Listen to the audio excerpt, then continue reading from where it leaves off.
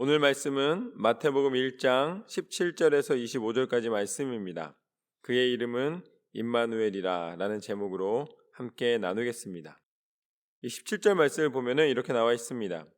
그런즉 모든 대수가 아브라함부터 다윗까지 14대요 다윗부터 바벨론으로 사로잡혀 갈 때까지 14대요 바벨론으로 사로잡혀 간 후부터 그리스도까지 14대더라.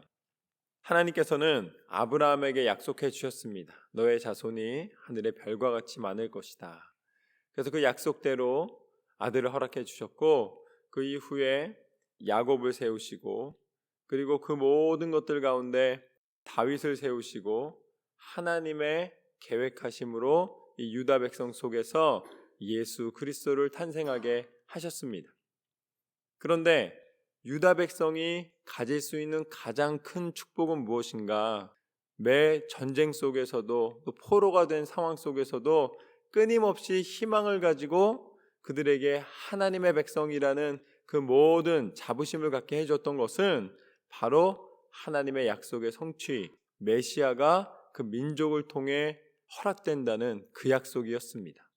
그래서 하나님은 어떻게 하셨다는 거예요? 오늘 말씀 17절 말씀에 구체적으로 말씀하시는 것은 이 마태복음 1절부터 아브라함부터 계속해서 예수님이 태어나실 때까지의 모든 계보를 말씀하신 후에 이게 14대씩 3번 반복되는 것은 그것 자체를 어떤 신화적으로 거기에 큰 의미를 가지고서는 얘기하시는 것보다는 이렇게 정리를 하시면서 하나님은 약속을 지키셨다는 걸 말씀하시는 거예요. 그럼 하나님은 유다 백성에게 무엇을 허락해 주셨습니까? 가장 큰 약속을 이루어 주셨고 그 놀라운 은혜의 통로를 허락하셨다는 의미입니다. 그런데 이 사람의 어리석음은 무엇이냐면 하나님의 약속의 백성의 가장 소중한 것이 예수님이 탄생하신 것인데 유다 백성은 그거를 인정하지 않는 거예요. 하나님의 백성이라는 자부심이 메시아이신 예수 그리스도를 통하여서 허락된 것인데 하나님의 은혜가 아직도 나타날 것이라고 강구하고 있는 것은 자기에게 이미 허락된 것을 스스로 인정하지 않고 있는 것과 동일한 것이죠. 그렇기 때문에 하나님은 하나님의 은혜가 우리에게 임하였음을 알려주셨을 때에 그것을 분별하고 감사하는 것이 축복임을 알려주십니다. 저는 여러분에게 이미 허락된 축복에 대하여 날마다 감사의 고백을 하나님 앞에 드리시기를 소망합니다. 감사도 영적으로 눈이 떠진 사람만 할 수 있는 거예요. 아니면 지금도 언제 오나 기다리고 있는 거예요. 보내주신 것을 감사할 수 있는 믿음의 고백, 이 새벽이 그 고백이 되시기를 소망합니다. 그래서 그 고백에 대하여서 하나님이 구체적으로 설명하시는 장면이 바로 18절 말씀부터입니다. 예수 그리스도의 나심은 이러하니라. 그의 어머니 마리아가 요셉과 약혼하고 동거하기 전에 성령으로 잉태된 것이 나타났더니 그의 남편 요셉은 의로운 사람이라 그를 드러내지 아니하고 가만히 끊고자 하여. 마리아와 요셉이 약혼을 하였습니다. 혼인을 약속한 것이잖아요, 그렇죠? 그러니까 두 사람은 이제 결혼을 하기로 한 것입니다. 그런데 마리아에게 하나님이 아브라함 때부터 약속하셨던, 그리고 또 야곱을 통하여서 약속하셨던, 이 민족을 통하여서 계속해서 약속하셨던 그 놀라운 일의 통로로 하나님이 마리아를 사용하신 거예요. 그 사람들이 지금도 가장 의심하는 게 어떻게 동정녀의 몸에서, 처녀의 몸에서 아이가 날 수 있느냐, 이건 인정할 수 없다. 그거에 대한 반발로 공격하지 않습니까? 그러나 말씀에 분명히 나와 있는 것이 무엇이냐면 성령으로 말미암아 예수님께서 잉태되셨습니다. 그게 하나님의 섭리였고 계획이었다는 것이죠. 그래서 성령으로 말미암아 잉태되셔서 이제 마리아는 그 통로로 쓰임을 받는 거예요. 그런데 요셉은 자기 몸에 아이가 생긴 건 아니잖아요. 그러니까 이거 약혼했는데 내가 약혼했던 이 여인이 나를 버리고 딴 데로 가려고 하나 보다 라고 생각하니까 이 사람이 요동치게 하거나 이 소란스럽게 하지 않기 위해서 오늘 말씀에 가만히 끊고자 하여 요셉의 성격이 그대로 나옵니다. 가만히 끊고자 했다는 거예요. 아, 여기까지구나 이렇게 생각을 했다는 것이죠. 그런데 20절 말씀부터 보면은 이렇게 나와 있습니다. 이 일을 생각할 때에, 끊으려고 생각했을 때에 주의 사자가 현몽하여 이르되 다윗의 자손 요셉아 내 아내 마리아 데려오기를 무서워하지 말라. 그에게 잉태된 자는 성령으로 된 것이라. 할렐루야. 요셉에게 꿈에 나타나셨어요. 그러셔서 내가 지금 약혼한 여인이 아이를 가졌다고 해서 두려워하거나 의심하지 말라는 것입니다. 그것은 하나님의 뜻대로 이루시기 위함이다 라고 말씀하시는 거예요. 그러니까 지금 누가 아이를 가졌습니까? 마리아가 아이를 가졌잖아요. 그럼 마리아 혼자 나면 사실은 되는 거예요. 가만히 끊고자 하였기 때문에 아무도 모르게 끊으면 되는 거기 때문에 예수님은 마리아를 통해서 나오시면 되는 거예요. 그런데 마리아를 통해서 예수님이 탄생하시는 건 이제 기정사실이고 그냥 세상에 나오시면 되는 건데, 그런데 굳이 요셉에게 꿈으로 나타나셔서 요셉에게 꼭 데려와서 이 아이를 낳으라 라고 말씀하십니다. 그리고 궁극적으로 21절 말씀에 보면 아들을 낳으리니 그 이름을 예수라 하라. 누구에게 응답하셨어요? 요셉에게 말씀해 주신 거예요. 그의 이름을 예수라 하라. 이는 그가 자기 백성을 그들의 죄에서 구원할 자이심이라 하니라. 결국은 마리아 혼자서 될 수 없는 부분이 한 가지가 있습니다. 그게 뭐냐면 요셉이 누구라는 거예요? 요셉이 다윗의 자손 요셉아.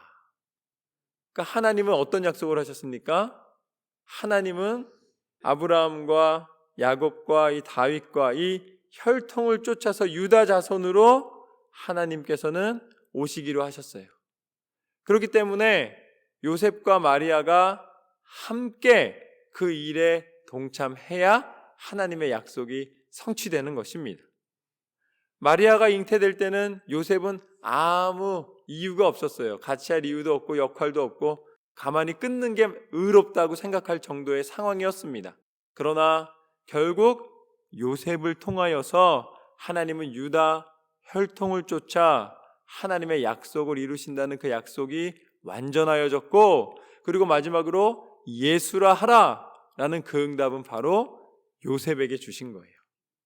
그래서 하나님은 그 둘을 합쳐서 어떻게 하셨습니까? 하나님의 약속을 완전한 성취로 만드셨습니다. 하나님의 은혜는 무엇인가?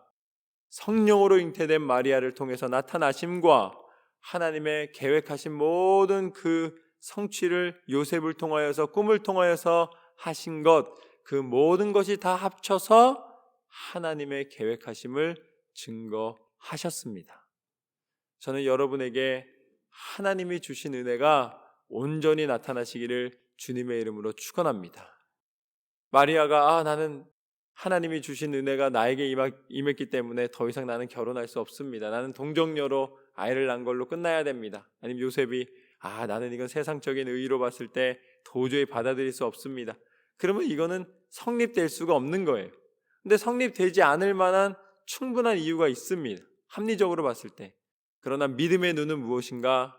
성령에 잉태된 것과 또 그 여인을 취하는 데에 하나님의 그 응답을, 꿈속에서 하나님이 임하신 그 모든 것을 분별하여 받아들이는 것, 그것이 모두 다 하나님의 섭리와 하나님의 계획과 성취임을 인정하는 것입니다. 저는 여러분이 하나님께서 이루시는 일을 분별하여 나아가시기를 주님의 이름으로 축원합니다. 하나님은 그렇게 임하시는 것입니다. 22절 말씀부터 보면 이렇게 나와 있습니다. 이 모든 일이 된 것은 주께서 선지자로 하신 말씀을 이루려 하심이니 이르시되 보라 처녀가 잉태하여 아들을 낳을 것이요 그의 이름은 임마누엘이라 하리라 하셨으니 이를 번역한즉 하나님이 우리와 함께 계시다 함이라. 할렐루야. 이사야서 7장 14절 말씀입니다. 하나님께서 이스라엘 백성에게, 북이스라엘 백성에게 하신 약속이에요.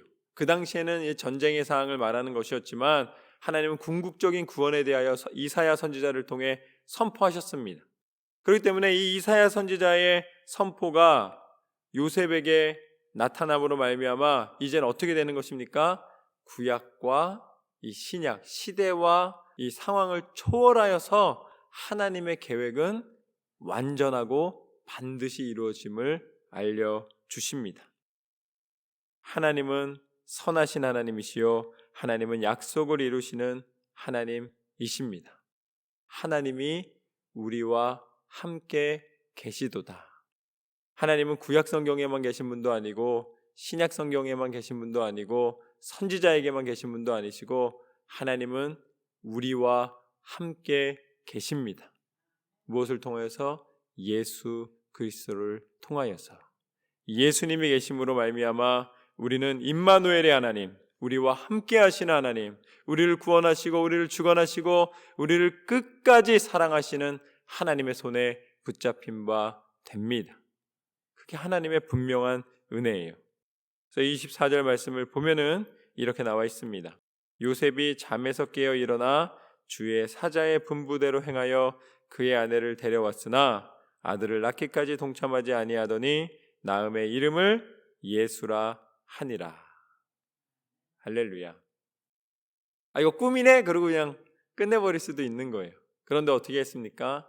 하나님의 사자가 나타난 것을 분별하였고 그래도 데려오자 라고 해서 아내를 데려다가 임의로 이름을 지은 것이 아니라 하나님의 분부대로 이름을 예수라 하라 말씀하신 그 말씀 그대로 예수라 이름하였습니다. 이게 바로 무엇입니까? 이것을 절대 순종이라고 그러는 거예요. 내 의지대로 하는 것이 아니라 하나님의 뜻대로 행하는 것. 하나님은 무엇을 통해 역사하시는가?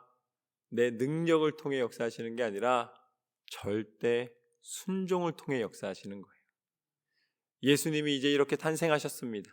그래서 예수님이 오늘 예언의 말씀처럼 우리와 함께 하시고 우리의 모든 것을 다 담당하여 주신 이사야 선지자의 모든 예언이 다 이루어질 수 있었던 이유는 무엇인가? 예수님이 바로 이 절대 순종을 통하여서 이 땅 가운데 태어나셨고 예수 그리스도의 마지막 십자가가 바로 이 절대 순종의 완성이 되신 거예요. 그래서 예수님의 길은 내 뜻대로 마시고 아버지 뜻대로 하시옵소서. 그 고백으로 십자가를 지셨습니다. 끝까지 순종하셨습니다. 그 순종으로 말미암아 죄악의 권세를 물리치시고 사망의 권세를 깨뜨리시고 우리를 참 생명의 능력으로 인도하여 주셨습니다. 그게 바로 십자가의 능력입니다. 그 십자가를 통하여 하나님은 부활과 생명의 구주로 예수 그리스도의 이름을 사용하셨습니다. 그래서 우리가 예수님의 이름을 붙잡고 기도할 때에 오늘 말씀 그대로 우리를 죄에서 구원하실 뿐만 아니라 임마누엘의 하나님, 우리와 동행하시고 함께 하시는 하나님, 끝까지 우리를 포기하지 않으시는 예수 그리스도의 권세 속에서 자유함을 누릴 수가 있습니다. 저는 여러분의 인생이 예수님의 탄생과 더불어 소망의 인생으로 바뀐 것을 기억하시고 매 순간마다 예수님의 이름으로 기도하며 승리하시는 삶이 되시기를 주님의 이름으로 축원합니다.